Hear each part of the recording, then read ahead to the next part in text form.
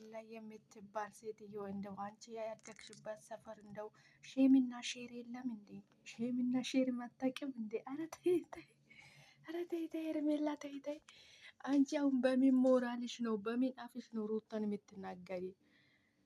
በምን እንትንሽ ነው አሁን አንቺ ሩታን የምትናገራት? ቆይ እንዴ አብርሃም እኮ እየሄደባት ነው እንጂ ሩታ እኮ እየመጣች አይደለም። አረ ሩታ ላይ እንደ አፍሽን አትክፈች። እንደው ሲጀምር አንቺ ሩታ የመናገር እንትን ራሱ የለሽም።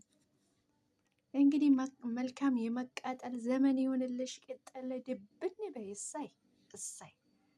ጭራሽ ጠርተሽ ታወራታለሽ እንዴ? ጠርተሽ ታናግራታለሽ እንዴ?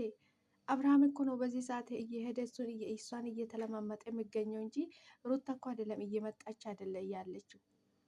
ምንድን ነው የምትቀባጥሪ? ቆይ አንቺ አዳመጡኝ ብለሽ እኮ ብዙ አወራሽ እኮ እንዴ። አረ ሄርሜላ ተይ፣ ነውር እወቂ፣ ነውር እወቂ። እንደው ምንም ሼም የሚባል ነገር የለም፣ ሼም የሚባል ነገር የለም አንቺ ጋር እንዴ። ሩት እኮ የራሷን ህይወት እየኖረች ነው። ቆይ አንቺ ነሽ እኮ አብርሃምን እንግዲህ የምትፈልጊ ከሆነ የምታገቢ ከሆነ ለምን እዛ አስሬሽ አትዥውም? እዛ አስሬሽ አትዥውም እንዴ? አሁንማ በቃ ቤት ገዛሽለት እኮ እዛ ለምን አስርሽ አታስቀምጪም? ሩታ ጋር እኮ እየተመላለሰ ያለው እኮ እሱ ነው። ቤቴ ቤት የሚለው እኮ ቤት የተከራየ ቤት ነው እንጂ የገዛ ቤት አይደለም።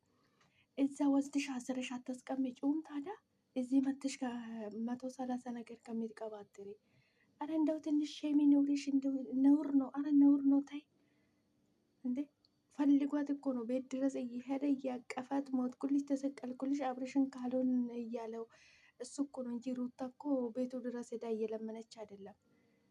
አረ ሼም ይኑርሽ፣ አረ ሼም ይኑርሽ። እንደው ሄርሜላ አረ ሲሞትልሽ እንደው ተይ ተይ ተይ፣ ትንሽ ሼም ይኑርሽ፣ ትንሽ እፍረት የሚባል ነገር ይኑርሽ።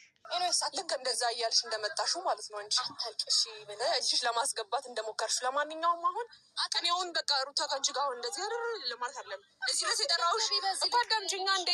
እዚህ ድረስ የጠራሁሽ አብርሃም ቤትሽ ድረስ ሲመጣ ወይ ውጥምጥም ካለሽ በዛም ነገር እኮ አንዴ አዳምጪኝ። ቤትሽ ሲመጣ ልጅሽን አሳይተሽ መውጣት እንደፈለግሽ ውጪ ላይ ማድረግ ገባሽ? ብዙ ነገር ያሳለፈ ቤት ስለሆነ እዛ ቤት ላይ ወንድ ሲያ ሊደብረው ይችላል። ከዛ ባለፈ ግን በግልጽ አማርኛ ታሪክ ግን ወደ ፍቅራችን እንመለስ፣ ወደ ድሮ እንመለስ ሊለኝ አይችልም። ችግሩ እዚህ ጋር ነው። እኔስ ቦታሽን በደንብ እያወቅሽ ይመስለኛል። ስለዚህ ብዙ አትንገልገል። የአንቺ ቦታ ከሚይዝ ይሻለኛል። የኔን ቦታማ በምንሽ ታገኛለሽ?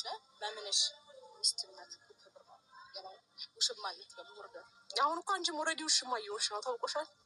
እኔማ አሁን ኦልሬዲ ጉዳይ ሁኔታሽ ነው እንዴ? በጣም ነው እንዴ ጉዳይሽ ነው የጨረስሽው? ታስታውቂያለሽ እኮ አሁንም ደግሞ ትፈልጊዋለሽ። የሚያስገርመው ነገር ምላስሽን መቆጣጠር። እንግዲህ ሄርሜላ አፍላፊ እየተናገረች ነው ከሩታ ጋር ማለት ነው። አረ ሄርሜላ እንደው ሼም ይኑርሽ። አንደኛ ነገር እንደምንም ብለሽ እንዲፋቱ አደረግሻቸው። አሁን ደግሞ ፕሮሰስ ሁሉ አልቆ ከተለያዩም በኋላ ደግሞ አሁን ደግሞ ምን አርጉኝ እንደምትይ ራሱ ነው ግራ የሚያጋባ ማለት ነው።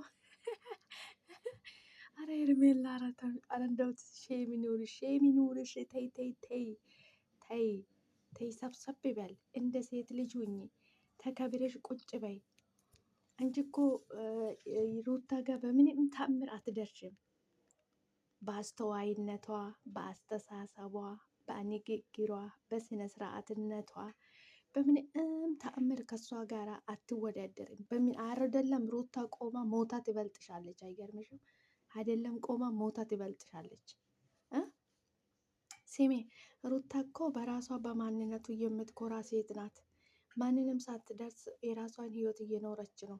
እንዳንቺ የሰው ባል እያማለለች የሰው ባል ይዛ ሸሸ ገዳሜ እያለች አይደለም። ሩታ እኮ የተከበረች ሴት ናት። እንዳንቺ አንቺ አለሽ አይደለ እንዴ ሴት ልጅን የምታሳድቢ፣ ሴት ልጅን የምታስንቂ፣ ሴቶች እንደዚህ ነው የምታስብይ ማለት ነው። እንዳንቺ አይነት ወራዳ ሴት እኮ ነው ሌላ ሴቶችን የሚያሰድበው ማለት ነው። አይገርምሽም? ሩታ ቆማ ሳይሆን ሞታ ትበልጥሻለች። ይሄን ማወቅ አለብሽ ማለት ነው። ዝም ብሎ ይሄ ደም የጠጣች ውሻ መስሎ እዚህ መጥቶ አፍ መክፈት ትርጉም አለው እንዴ? ለሰው ልጅ እኮ ከጭንቅላት ውስጥ ብዙ ነገር ያስፈልጋል ማለት ነው። ሲጀምር አንቺ አርቀሽ ማሰባችም ምንም ማድረጋችም፣ ሩታ ደግሞ አርቀ በምንም እሷ ጋር አትደርሽም፣ በምንም ማለት ነው። እንደገና ተፈጥረሽ እንደገና ራሱ ብትወለጂ ሩታ ጋር የሩታ ሩብ አትሆኝ። የሚገርምሽ ነገር ይህንን ማወቅ አለብሽ። እንግዲህ ሩታ እንዴ ናት? ያው ተበጣጠሰችብሽ እኮ። የት አባተ ሩታ የደገረርሻት እሷ ናት የመጣችብሽ እንጂ እሷ አልመጣችብሽም። ልኳን አሳየኝልኝ ላይ እንደዚህ ማለት ነው። ልኳን አሳየልኝ እንደዚህ ድብን ብላለች እኮ አውቃ ነው ጥርሷን የምትለው እንጂ በጣም ተናዳለች። እሷማ አሁን እኮ ሩታ ትፈረኛለች ብላ ነው እንትን ላይ የመጣችው። ወይ ሄርሜላ መጨረሻሽ እንደዚህ ይሁን በቃ እንጂ ባልና ሚስት መሀል ገብተ አብርሽን ለምን እንደዚህ የሆነ ሰንሰለት ገዝተሽ ለምን አንገትሽ ላንጠልጥለሽ አዞሪውም? እንደ አንቺ አይነት ባለጌና ወራዳ ሴት ከሩታ ጋር ቆማ ራሱ ማውራት ሼም የሌለሽ ወራዳ ነሽ። የመጨረሻ ማለት ነው።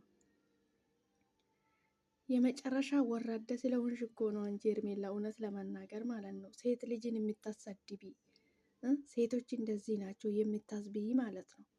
ክብርሽን የማታቂ ቦታሽን የማታቂ ከሩታ ጋር እንደዚህ አይነት ንግግር ራሱ አይጠበቅብሽም አንቺ ማለት ነው።